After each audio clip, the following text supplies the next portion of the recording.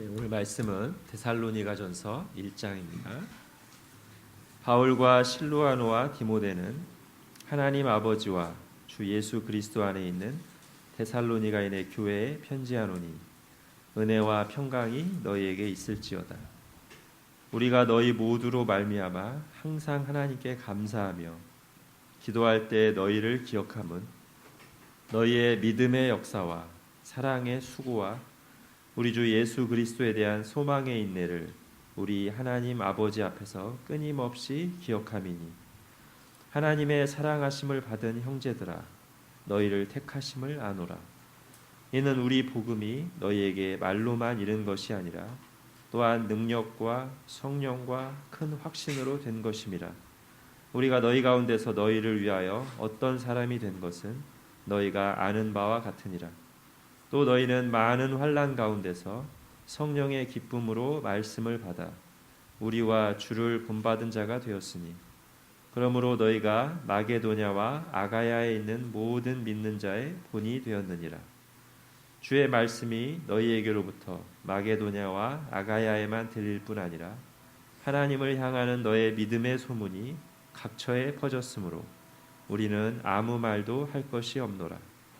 그들이 우리에 대하여 스스로 말하기를 우리가 어떻게 너희 가운데에 들어갔는지와 너희가 어떻게 우상을 버리고 하나님께로 돌아와서 살아계시고 참되신 하나님을 섬기는지와 또 죽은 자들 가운데서 다시 살리신 그의 아들이 하늘로부터 강림하실 것을 너희가 어떻게 기다리는지를 말하니 이는 장래의 노하심에서 우리를 건지시는 예수시니라. 아멘. 여러분, 오늘 우리가 보는 이 데살로니가 교회는 데살로니가라고 하는 당시의 큰 도시에서 각각의 가정들에 모여서 예배를 드리고 교제하던 신앙 공동체입니다. 이 교회는 어린 교회입니다. 아마 이 편지를 받을 때 이들의 신앙 연륜은 여기 있는 대부분의 사람들보다 적을 것입니다. 믿은 지 얼마 안 되는 어린 교회입니다. 그렇지만 이 교회는 좋은 교회였습니다. 바울이 먼저 이들을 칭찬하면서 이들을 향한 확신을 얘기합니다. 4절을 보십시오. 하나님의 사랑하심을 받은 형제들아 너희를 택하심을 아노라. 그 근거로 5절 6절을 들고 있어요. 5절은 그거죠. 우리가 너희 가운데 나갔을 때 사실 굉장히 어려운 상황이었다. 사도행전에 나옵니다. 복음을 전하기 쉬운 상황이 아니었습니다. 그렇지만 하나님께서 이 복음을 전하는 바울과 디모데를 격려하셔서 성령의 큰 확신을 가지고 담대함을 가지고 말씀을 전했습니다. 그리고 그 말씀이 능력 있게 선포됐습니다. 먼저 전하는 자들 속에 그런 확신이 있었어요. 바울과 디모데 안에 이것은 상황은 정말 힘들지만 하나님께서 함께 하셔서 지금 전하는 우리 속에 먼저 이 성령의 확신이 있고 능력 있게 말씀이 선포되는구나 하는 확신이 있었어요. 전하는 자들에게 먼저 이런 확신이 있었고 6절을 보십시오. 마찬가지로 받는 자들도 그렇게 받았습니다. 또 너희는 많은 환난 가운데서 어려운 환경 가운데서 성령의 기쁨으로 말씀을 받아. 말씀을 받는 자들도 정말 이것을 하나님의 말씀으로 들었어요. 그 내용이 2장 13절엔 더 자세히 나옵니다. 자, 핸드아웃에도 있고요. 성경 보셔도 됩니다. 이러므로 우리가 하나님께 끊임없이 감사함은 너희가 우리에게 들은 바 하나님의 말씀을 받을 때 사람의 말로 받지 아니하고 하나님의 말씀으로 받음이니 진실로 그러하도다. 이 말씀이 또한 너희 믿는 자 가운데서 역사하느니라. 전하는 자들도 정말 어려운 환경 가운데서 성령의 확신으로 담대하게 선포할 수 있도록 하나님이 은혜를 주셨고 능력을 주셨고 받는 자들 안에도 성령께서 역사하셔서 받는 자들이 정말 어려운 환경인데 성령의 기쁨으로 하나님의 말씀으로 받았습니다. 바울이 그걸 딱 받기 때문에 4절과 같이 말한다는 거예요. 여러분은 하나님의 사랑하심을 받은 형제들로서 하나님이 여러분을 택하신 것을 제가 확신합니다. 말씀의 역사를 봤다는 거죠. 자, 그렇게 시작된 이 교회는 얼마 지나지 않아서 믿음 좋기로 소문난 교회가 됐습니다. 7절, 8절에 그 내용이 나오죠. 그러므로 너희가 마게도냐와 아가야에 있는 모든 믿는 자의 본이 되었느니라. 주의 말씀이 너희에게로부터 마게도냐와 아가야에만 들릴 뿐 아니라 하나님을 향하는 너의 믿음의 소문이 각처에 퍼졌으므로. 이게 어린 교회인데요. 시간이 얼마 안 됐는데 마게도냐와 아가야지요. 잘 모르죠? 굉장히 넓은 지역입니다. 오늘날로 하면 불가리아, 그리스, 세르비아 대략 이 정도 나라예요. 합치면 우리나라보다 크겠죠? 이 데살로니가는 그 중에 이제 마게도니아 지역에 있는 큰 도시입니다. 이 도시에 있는 신앙 공동체의 믿음이 우리나라보다 더 넓은 지역. 마게도니아, 아가야, 오늘날로 하면 불가리아와 그리스, 세르비아 지역에 있는 신자들에게 딱 퍼졌어요. 아주 전국적으로 소문난 교회죠. 또는 글로벌하게 소문난 교회입니다. 근데 여러분, 거기에는 이 데살로니가 교회에는 유명한 이름난 영적 지도자가 없습니다. 여러분 혹시 이 당시에 데살로니가 교회를 섬기던 목사나 장로 이름 아십니까? 저는 모릅니다. 바울이 이 교회를 개척하고 잠깐 섬기고 갔지만 그 뒤에는 누가 이 교회를 섬기는지 몰라요. 여러분 오늘날은 유명한 목사가 있는 교회가 좋은 교회처럼 여겨집니다. 그러나 여러분 진짜 좋은 교회는 교인들의 신앙이 좋은 교회가 정말 좋은 교회입니다. 그러죠?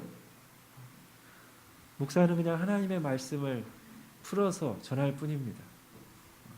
목사가 유명해봐야 신자들 각 사람이 정말 살아계시고 참되신 하나님에 대한 믿음이 확고하고 그렇게 살지 않는다면 이렇게 뭐가 좋은 교회겠습니까? 그렇죠? 우리 각 사람이 어린 아이부터 시작해서 어른들 신앙을 처음 시작했든지 간에 오래됐든지 간에 그들 각 사람이 그들 각 가정이 정말 살아계신 참되신 하나님을 알고 믿고 경험하고 그분의 말씀대로 살아가는 교회가, 그래서 그 은혜 안에서 하나됨을 잘 이루는 교회가 좋은 교회겠죠. 데살로니가 교회는 그런 의미에서 좋은 교회였습니다. 건강한 교회였습니다. 자, 이제 이 데살로니가 교회, 이 좋은 교회에 대한 소문의 내용 중에 하나를 가지고 우리가 오늘 설교의 제목인 신앙 입문에 대해서 좀 살펴보려고 합니다. 자, 어떤 소문이 났냐면 9절을 보십시오. 이런 소문이 났습니다. 우리 한번 9절을 같이 읽어볼까요? 시작.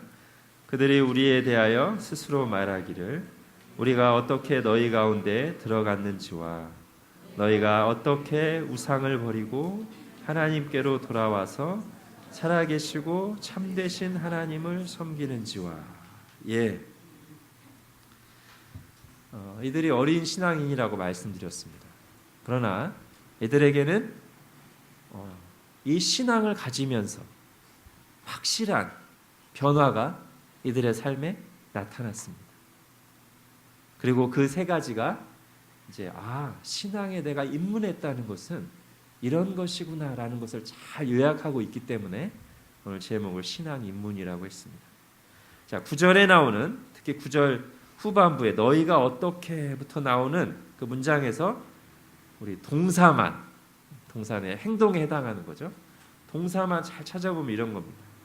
첫 번째는 버리고, 그 다음에는 돌아와, 세 번째는 섬기는. 것입니다. 이게 신앙의 입문에서 나타나는 두드러짐, 꼭 있어야 돼. 세 가지죠. 버리고 돌아와서 섬기는 것입니다. 자, 버리는 것은 일단 이들의 문맥에서 보면요, 실제로 이들은 눈에 보이는 우상을 버렸습니다.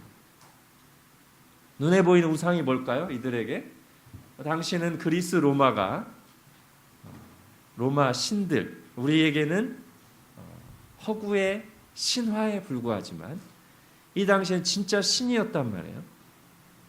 사도행전에 보면 에베소라는 도시에는 아데미, 그러니까 아르테미스죠.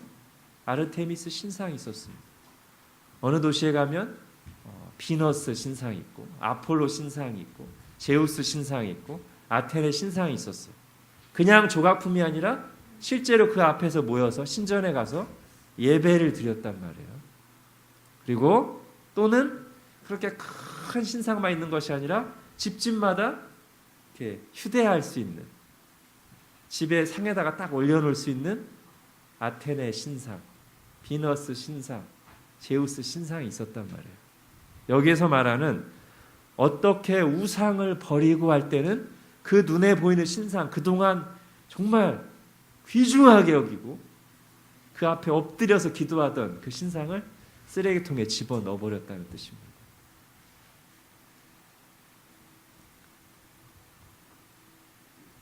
또 뭐가 있을까요? 버리고는 직접 그 신은 아니지만 그거와 연관돼서 우리에게 했던 여러 가지 미신적인 것들을 버렸다는 거죠.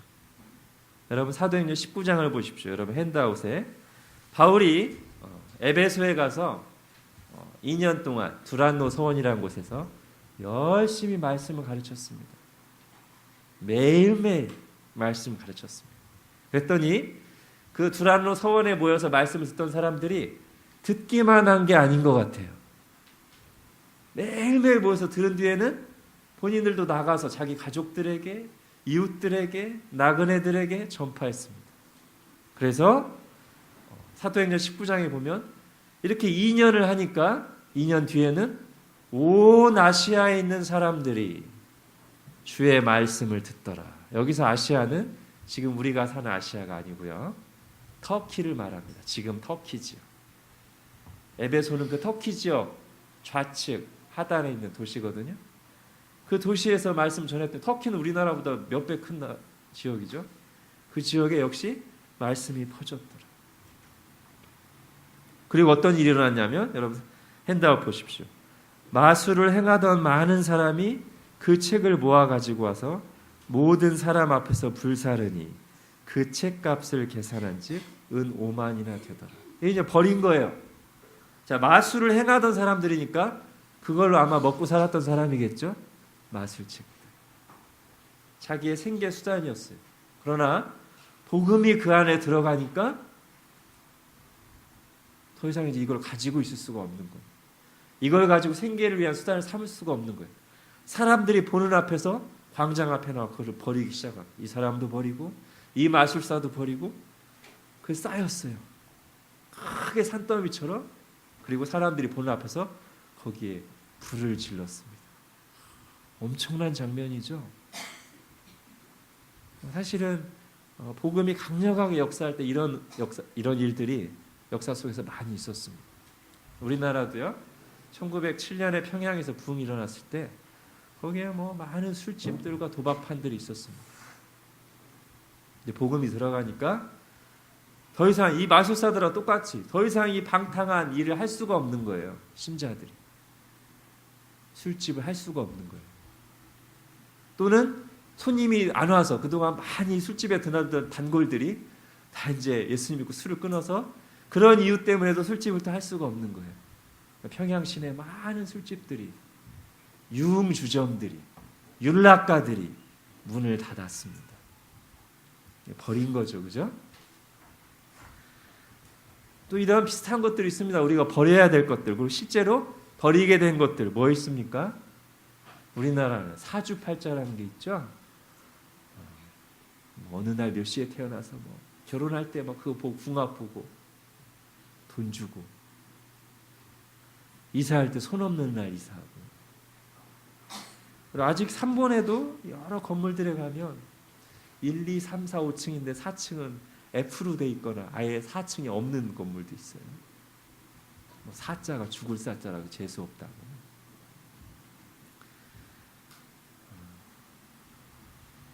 여러분, 저는 확신합니다. 우리에게 참 신앙이 들어가면, 안 믿던 사람에게 참 신앙이 들어가면 경제적인 효과도 있습니다. 쓸데없는 거에 돈을 안 쓰게 돼. 사주팔자분에 돈 쓰고, 손 없는 날 이사하느라고 20만 원, 30만 원 더 주고 이사하고, 그럼 안 하게 되잖아요, 그죠? 여러분, 우리 가운데도 그런 분이 있어요.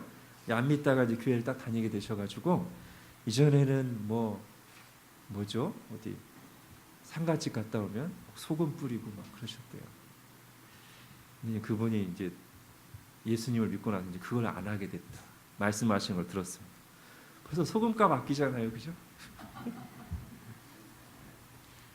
또 있습니다. 대입 시험 볼 때, 미역국 잘 안 먹죠, 그죠? 어떤 청소년 사역을 하던 목사님이 여기에 이제 도전을 하려고, 자기가 가르치는 청소년들에게, 자, 이제 수능 보는 날, 시험 보는 날, 엄마에게 도시락 싸달라고 할 때 미역국 싸달라고 해라. 저는 처음에 그 얘기 듣고 뭘 또 그렇게까지 생각했어요. 근데 이제 그분이 그렇게 말씀하신 이유가 있어요. 딱 가서 점심시간에 딱 미역국을 딱 꺼내는 거예요. 옆에 있는 아이들이 쟤가 왜 저러지? 나 말하는 거죠. 내 인생은 이런 음식에 달려있지 않다. 무슨 어떤 음식 먹는다고 내 인생이 이렇게 되고 저렇게 되고 좌우되냐. 내 인생은 살아계신 하나님께 달려있다. 그렇게 얘기해라. 미역국 먹으면서 평안한 얼굴로. 그러면 주변 사람들도 평안해질 것이다. 굉장히 공감이 됐습니다. 자, 이제 궁극적으로 버릴 게 있습니다. 아까 이제 제가 앞에 예를 들었어요. 눈에 보이는 우상들, 실제로 쓰레기통에 집어넣고 마술책을 버리고 이런 쓸데없는 미신들. 근데 여러분, 정말 궁극적으로 이런 것들을 손에 이렇게 우상을 가지고 있고 이런 미신들에 우리가 좌지우지된 이유가 뭡니까? 그런 걸 의지하는 거예요, 그죠? 여러분, 성경에서 궁극적으로 말하는 우상, 우리가 궁극적으로 버려야 될 것들은 바로 그것입니다. 하나님보다 의지하던 대상, 하나님 말씀보다 의지하던 방법, 하나님 말씀보다 더 내 마음을 차지하고 있던 사상, 이런 것들을 내 마음에서 버리는 거예요. 내 삶의 우선순위에서 저쪽 구석쟁이로 치워놓는 거예요. 우리가 우상 미신 섬기는 이유가 그거잖아요. 그거 의지하고 잘 되려고. 근데 하나님을 믿는다는 것은 이제 내 인생이 거기에 달리지 않았다는 거예요. 무슨 반찬에 달리고 날짜에 달리고 그런 거에 달립니까? 소금에 달리고 하나님께 달렸다는 거예요. 나는 이제 그 하나님을 의지하고 내 인생이 그 하나님께 달려있다는 걸 믿기 때문에 예전에 굉장히 의지하고 집착하고 두 손에 꽉 붙잡고 놓지 못하던 것들을 그것 때문에 탐욕과 염려에 휘둘리던 것들을 이제 내려놓는다는 거예요. 주님께서도 그거에 관해서 말씀하셨습니다. 우리 마태복음 6장 24절 읽어볼까요? 시작. 한 사람이 두 주인을 섬기지 못할 것이니 혹 이를 미워하고 혹 저를 사랑하거나 혹 이를 중히 여기고 저를 경히 여김이라. 너희가 하나님과 재물을 겸하여 섬기지 못하느니라. 예. 여러분, 돈을 버리라는 게 아니고 돈을 의지하는 마음을 버리라는 것입니다. 그게 나한테 하나님이 되지 않게, 돈이 나에게 하나님이 되지 않게, 그것이 내 마음을 일주일 내내 가득 채우고 있지 않게 버리라는 것. 자, 신앙 입문 세 단계 첫 번째는 버리는 것. 신앙은 버리는 것이다. 또 다른 말로 하면 신앙은 하나님의 은혜로 버리게 되는 것이다. 예전에 못 버리던 것을, 예전에 하나님처럼 의지하던 것을, 내 인생을 쥐고 흔들던 허망한 것들을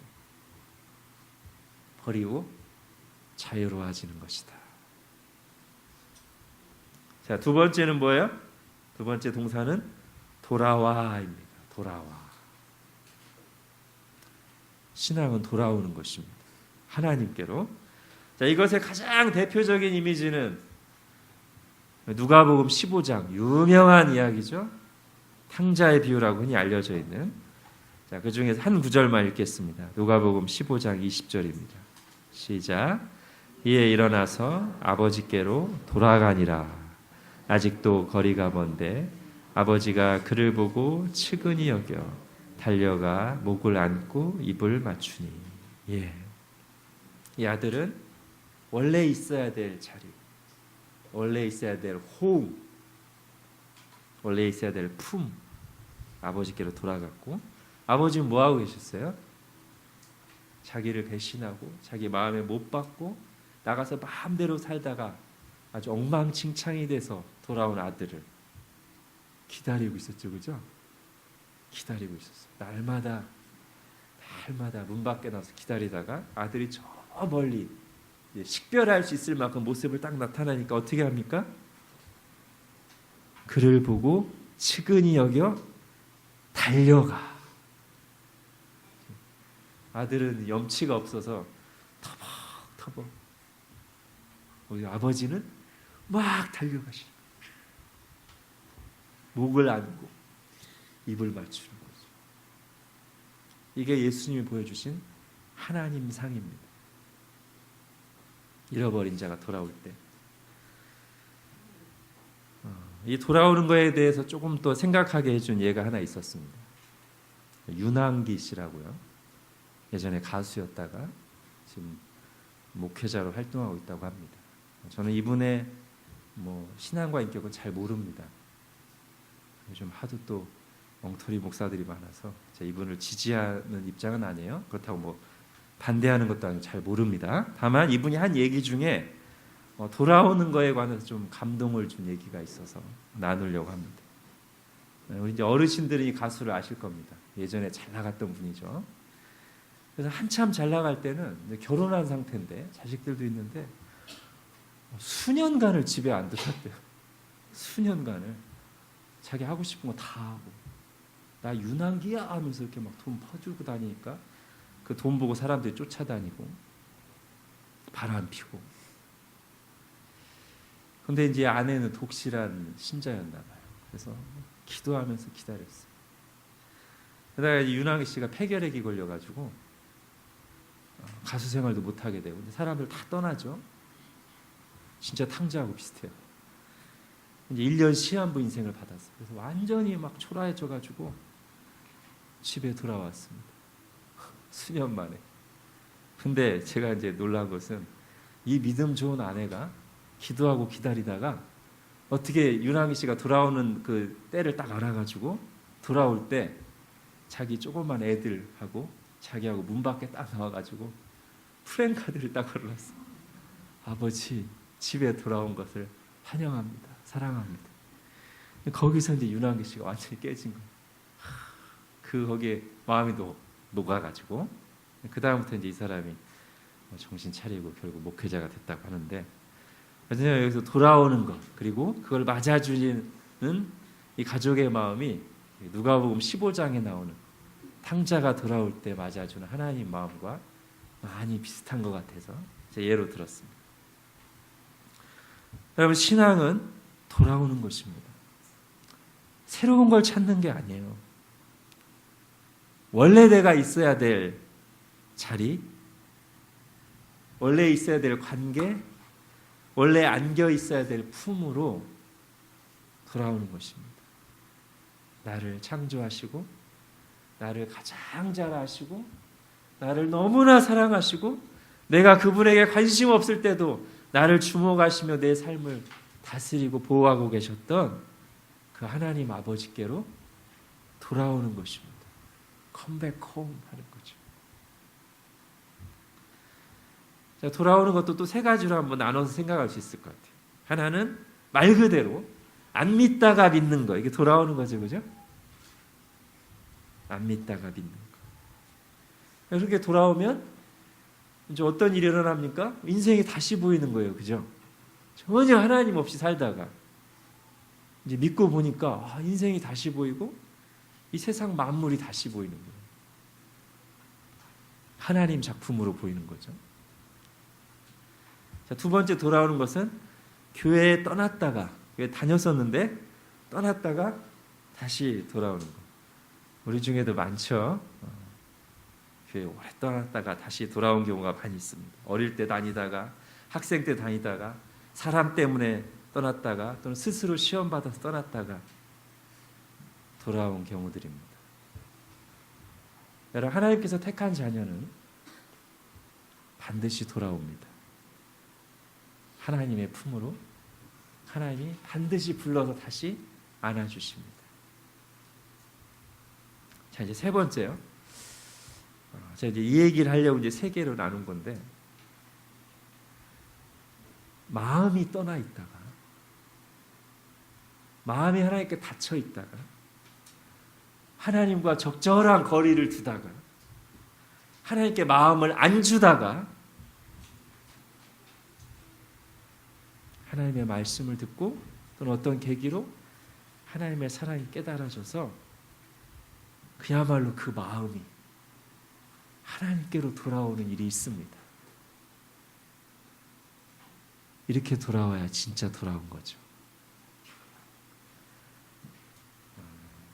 어떤 분이 집에 돌아오는 걸 표현할 때 하우스와 홈으로 나눠서 표현했습니다. 집 나간 어떤 아들이 부모님하고 사이가 안 좋아서 나갔다가 사는 게 이제 힘드니까 돌아왔는데 하우스에만 돌아왔을 수 있어요. 그죠? 그 건물에만 돌아왔을 수 있어요. 교회 떠났다가 그냥 교회 나오는 거 그냥 주일날 그렇게만 돌아왔을 수 있어요. 그거는 아직 온전히 돌아온 게 아닙니다. 홈으로 돌아와야죠. 패밀리에게 돌아와야죠. 하나님과 사랑의 관계가 회복되는 것으로 돌아와야죠. 집에만 와서 있는 게 아니라 마음은 여전히 닫히죠. 이게 정말 나를 사랑하시는 그 사랑에 힘입어서 그 은혜 때문에 나도 두려움 없이 나의 마음을 하나님께 다 드리는 거죠. 이게 진짜 돌아온 거죠. 그죠?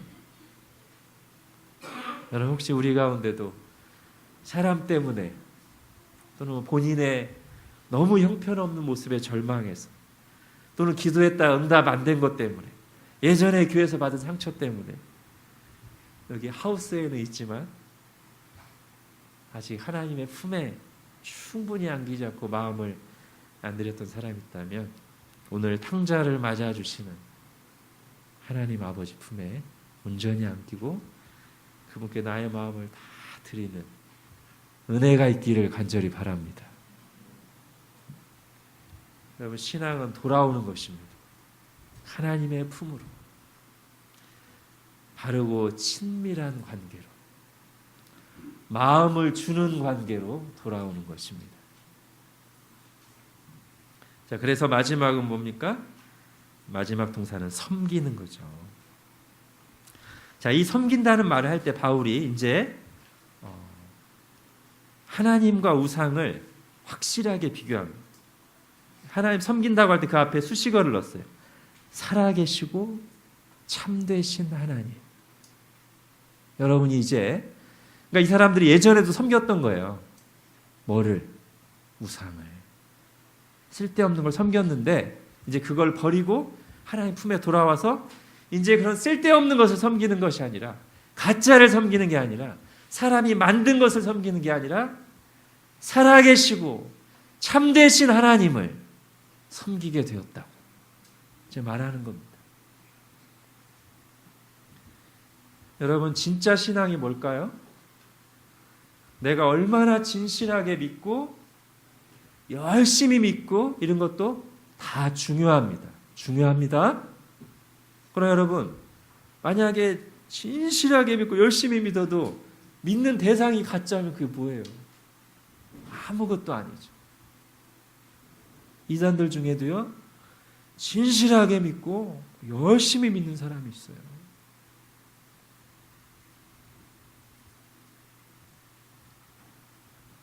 뭐가 잘못됐습니까? 믿는 대상이 가짜인데요, 뭐예요? 쓸데없는 거 믿고 있는데. 여러분, 진짜 신앙에서 제일 첫 단추는 뭐냐면 나의 신앙의 대상이 진짜예요. 살아계시고 참되신 하나님. 정말 이 세상을 창조하시고, 그래서 이 세상을 있게 하시고, 우리를 지금 여기 존재하게 하시고, 지금도 다스리고 계시고, 우리에게 나는 이런 하나님이다 라고 계시해 주시고, 자신의 할 일을 말씀하시고, 그 말씀대로 역사를 주관해 가시는 그 진짜 하나님을 믿어야 된다는 거죠. 여러분, 구약 선지서에 보면 하나님께서 이 우상을 섬기는 이스라엘 백성들을 보면서 얼마나 안타까워하시고 답답해 하시는지 그 말씀하신 장면 자주 나옵니다. 특히 이사야서 같은 데 보면은 하나님이 막 조롱하시는 게 나와요. 아니, 목수들이, 세공업자들이 나무나 은과 금을 잘 깎고 다듬어서 만들어 놓고는 지가 만들고 딱 세워놓고 거기다 절하고 빌고 의지한다는 거예요. 하나님 그거를 구체적으로 묘사하시면서 왜 이렇게 어리석냐? 왜 이렇게 바보 같냐? 니네가 산에서 나무 깎아다가 만들어 놓고 왜 거기에 엎드려 절하고 있냐? 돈도 마찬가지죠, 그죠? 돈도 사람이 만든 거잖아요. 하나님이 그러면서 말씀하시는 거예요. 정말 누가 이 세상을 창조하고 이 세상을 어떻게 통치할지 미리 계시해서 말씀하고 그 말씀대로 이룬 신이 누가 있느냐? 나 여호와 하나님밖에 없지 않느냐? 여러분, 하나님을 섬긴다는 것은 바로 그 진짜 하나님이시고 우리의 기도와 찬송과 예배와 순종을 정말로 받으시고 역사하시는 그분을 확실하게 믿는 것입니다. 여러분, 여기서 섬긴다는 말은 예배라는 말과 이제 같이 섞어 쓸 수 있습니다. 섬긴다고 해도 되고 예배라고 해도 돼요. 그래서 예배라고 할 때 결국 이제 두 가지로 나눌 수 있습니다. 하나님을 우리가 예배한다는 것은 첫 번째는 지금 여러분이 하고 있는 거예요. 저와 여러분이. 의식으로서의 예배.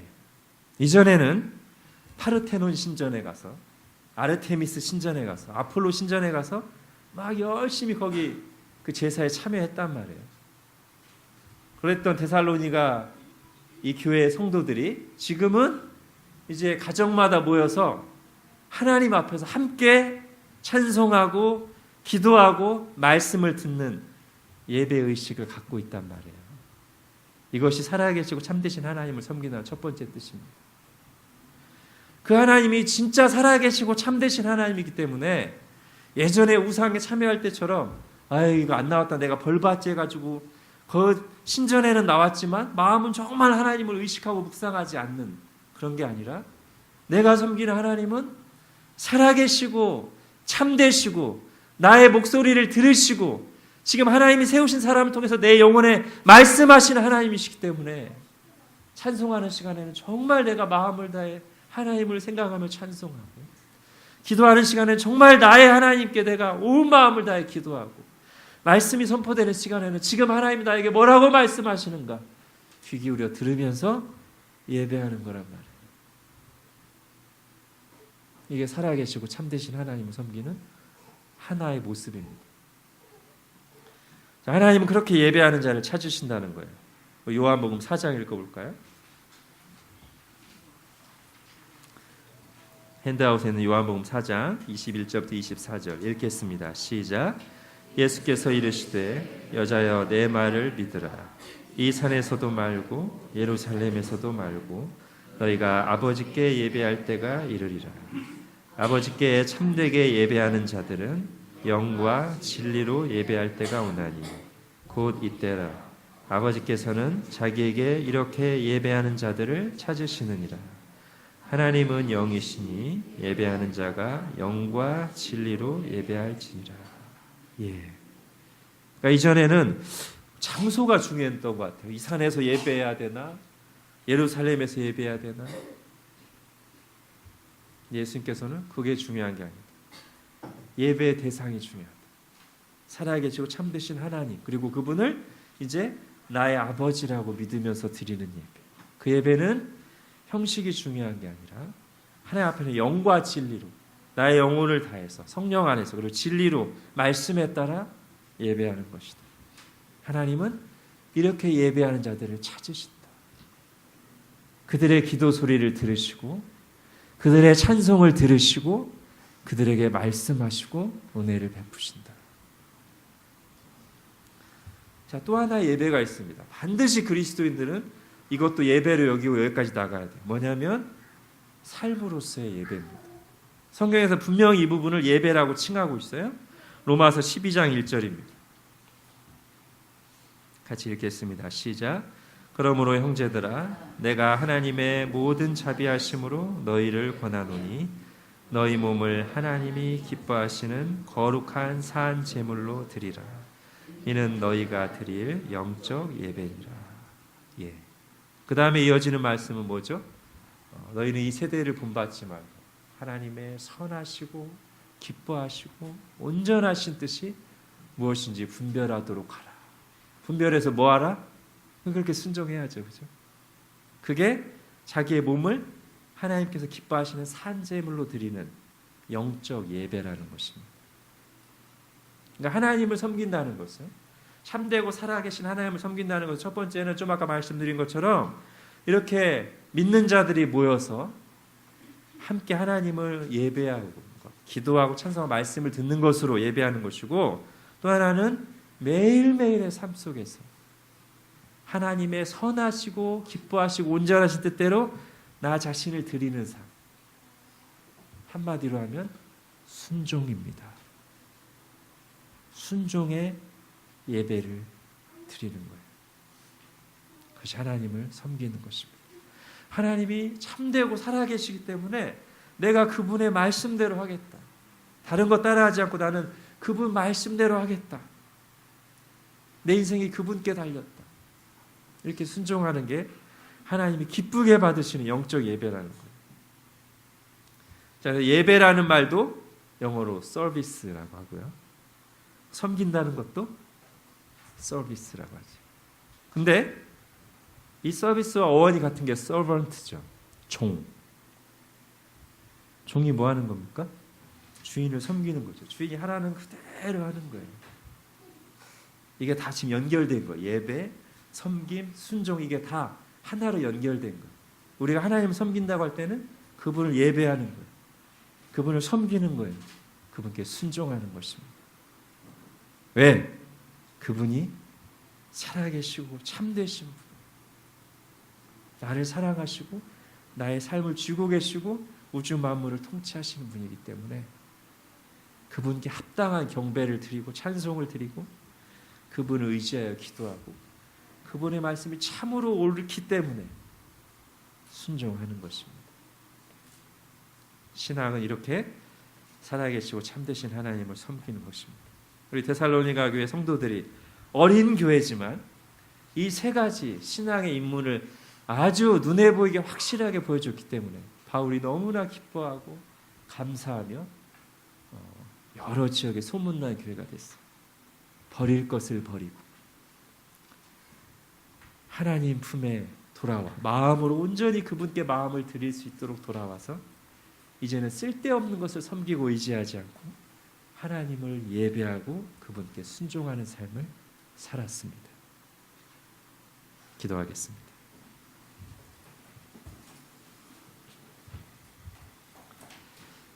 하나님, 우리보다 신앙 연륜은 적지만 환난 가운데서 정말로 나타나야 될 신앙의 요소들을 확실하게 보여준 우리 데살로니가 성도들을 보며 우리가 은혜를 받습니다.